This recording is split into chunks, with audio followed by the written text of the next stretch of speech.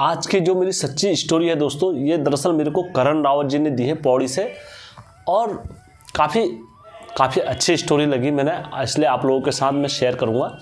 दोस्तों, करण रावत जी ने जो मुझे बताया कि डांडा नागराजा क्या होते हैं और किस तरीके से इनको कृष्ण अवतारी डांडा नागराजा बोला जाता है, वो सारी कथा इसमें बताया किस तरीके से यहाँ मंदिर का निर्माण करा गया। कत्यूरी राजवंश कम से कम 8वीं शताब्दी में जब कत्यूरी राजवंश राजा वहाँ राज करा करते थे तो उनके द्वारा इस मंदिर का निर्माण किया गया। और दोस्तों, कत्यूरी राजवंश एक ऐसा वंश है कि हमारे पूरे उत्तराखंड में हर जगह उनके निशान आज भी मिलते हैं। तो मंदिर की स्टोरी जानने के लिए कहानी में आगे बढ़ते हैं। मेरे चैनल का सबसे पहले इंट्रो।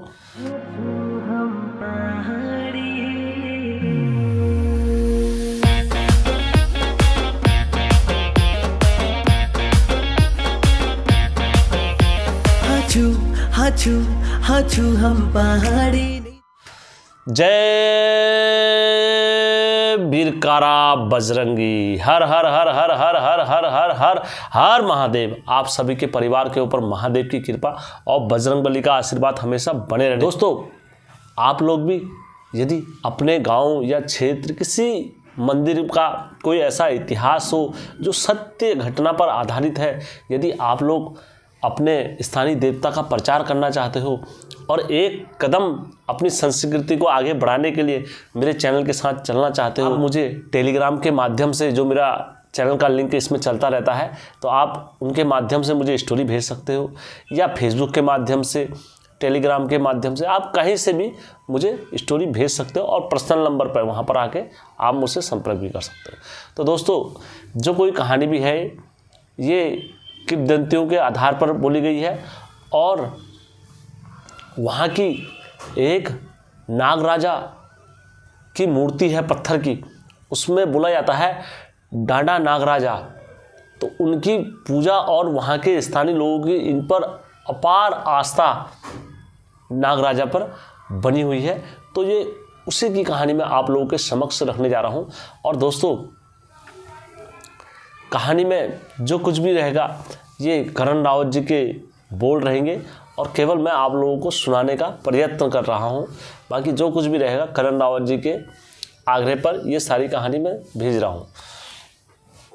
पौड़ी मुख्यालय से 45 किलोमीटर की दूरी पर अंदर गांव में बैंसो पट्टी गांव का नाम है। तो वहाँ पर डांडा नागराजा का एक मुख्यालय मंदिर है और वहाँ के स्थानीय लोगों की इस मंदिर पर अपार आस्था आज भी बनी हुई है। तो दोस्तों, मैं ज़रा मंदिर का इतिहास की कहानी आप लोगों के समक्ष। ये गांव काफ़ी अच्छा और यहाँ की हरियाली और यहाँ का रहन सहन इतना प्यारा था कि वहाँ के स्थानीय लोग अपनी आय का जो साधन था वहीं गांव में खेती और वहाँ के गाड़ गधरे में चक्की वगैरह लगा के वहीं पर अपना जीवन व्यतीत करा करते थे। समय ऐसी तेज़ी से आगे बढ़ता रहा और लमसम जो मुझे बताया गया है 140 साल पूर्व में इस मंदिर का निर्माण करा गया था पुनः। तो दोस्तों, जो बैंसो पट्टी वहीं के गांव हैं आसपास के, तो एक गांव और पड़ता है। इस गांव का नाम है लसेरा गांव। लसेरा गांव में एक गरीब आदमी रहता था।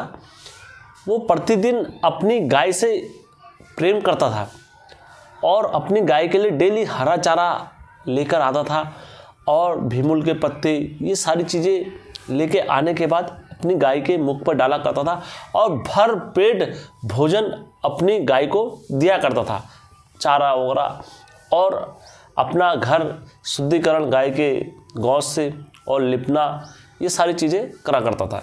ऐसी समय बढ़ता रहा तेज़ी से आगे। लेकिन गाय माता क्या करती थी, खाना इनके वहाँ खाती थी लेकिन दूध इन लोगों को नहीं देती थी। ये बड़ा आश्चर्यजनक हुई। इन्होंने कहा, मैं अपनी गाय से इतना प्रेम करता हूँ और अपनी गाय का ध्यान रखता हूँ, हर चीज़ मैं अपनी गौ माता के लिए करता हूँ, लेकिन ये गाय मेरी हमको दूध से वंचित क्यों रखती है? इसका क्या कारण हो सकता है? आखिर मुझे इसका कारण जानना चाहिए। तो इतना जब वो सोचते हैं और मन में धारण करते हैं, तो इनने क्या करा, मैं आज अपनी गाय का पीछा करूंगा कि मेरी गाय कहाँ जाती है, कैसे जाती है और क्यों हमको दूध से वंचित रखा है हमारी गाय माता ने। तो जैसे ये वहाँ जाते हैं और जाने के बाद ये अपनी गाय इनकी चारा खाती है, इधर उधर चारा करती है। चारा करने के बाद गाय माता बैंसो पट्टी गांव में जब जाती है और उस स्थान पर एक स्थान था, वहाँ पर दूध देना ऑटोमेटिकली प्रारंभ कर देती है। जिस तरीके से जो नाग राजा थे वो दूध को पीते हैं और पीने के बाद जैसी वो उनका मालिक देखता है कि यार ये तो गाय हमारी यहाँ पर दूध दे रही है, क्या हो सकता है इसका कारण? तो वो गौ माता को देखती है, तो गौ माता उन्हें देख के बड़ी आश्चर्य होती है कि यार ये यहाँ कैसे आ गए। तो जैसे वो उस स्थान को देखते हैं तो उस स्थान से क्या करते हैं, फटके और एक नाग निकलते हैं। जग दूत जय मेरा डांड नाग राजा है, सूरज कौलो नाग होलो बर्मी कौलो नाग मेरा प्रभु। कन्हैया हो कन्हैया, एरना को ध्यान जाग, बेरना को ध्यान जाग, सत्य कौलो को ध्यान जाग, बर्मी कौलो को ध्यान जाग। बस और जो नाग निकलते हैं तो फिर उन नाग के आगे वो नतमस्तक होता है और तभी से इस स्थान पर बोला जाता है कि डांडा नाग राजा की पूजा प्रारंभ हुई थी। उसके बाद दोस्तों जो ये नाग थे, बोला जाता है श्री कृष्ण के अवतार ही बोले जाते हैं। श्री कृष्ण स्वरूप में इनकी पूजा करी जाती है। और इन्होंने क्या करा, पूरे बैंसो पट्टी के जो गांव था वहाँ पूरे गांव की लेट लेट कर परिक्रमा करी, पूरे गांव की परिक्रमा करी लेटकर। तब से इनका नाम पड़ गया डांडा नाग राजा। सतयुग से ही ये परंपरा चली हुई है।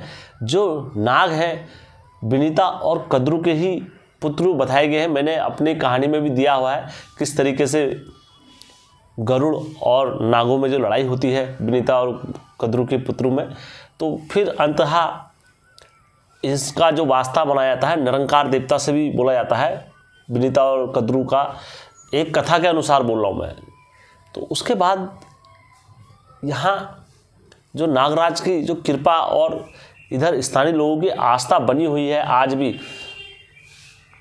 वो आस्था अपार है। और इनके गांव वालों की घर में कोई गाय ब्याय या दूध दही कुछ भी अगर ऐसा होता है तो वहाँ पर क्या होते हैं, वो नाग राजा को चढ़ाते हैं। स्थानीय लोगों की मन्नतें अगर पूरी होती हैं तो वह नाग राजा के समक्ष आकर वहाँ उनको घंटियाँ चढ़ाते हैं। और इस प्रकार से वहाँ हजारों घंटियाँ आज भी चढ़ी हुई हैं नागराज। ये मुख्य मंदिर डांडा नाग राजा का है और कृष्ण रूप में यहाँ आज भी उनकी पूजा करी जाती है। तो दोस्तों ये कहानी मुझे करण रावत जी के द्वारा दी गई है और मुझे काफ़ी प्रभावित करा नाग राजा के इस मंदिर ने। तो मैंने इसलिए आप लोगों के समक्ष ये कहानी रखी। और कत्यूरी राजवंश जो है दोस्तों, वो आज भी उत्तराखंड के चाहे कितने भी पौराणिक मंदिर हैं तो उनकी जो स्थापना करी है उत्तराखंड के अंदर वो कत्यूरी राजवंश ने करी है। कत्यूरी राजवंश बहुत पुराना राजवंश है हमारा। तो हमारे सबको कत्यूरी राजवंश का सम्मान और इज्जत करनी चाहिए।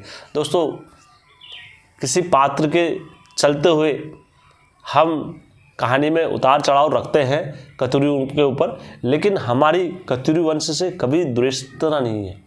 क्योंकि कत्यूरी राजवंश के इतने राजा हैं, ऐसे राजा हैं जो श्रेष्ठ हैं।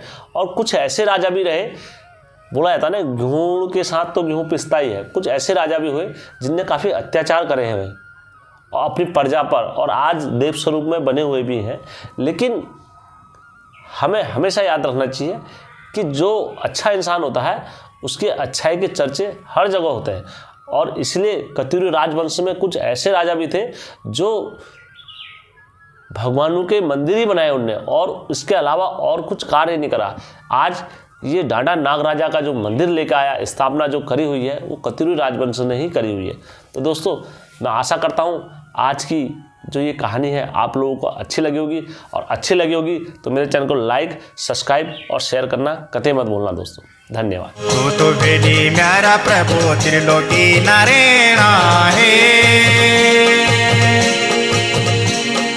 त्रिलोकी नारायण वेली सीम को न गेलो मेरा प्रभु, नैणो भाई जैना मेरा ऐरा बैरा नाग है, ऐरा बैरा नाग होला सूती नाग लोग मेरा प्रभु।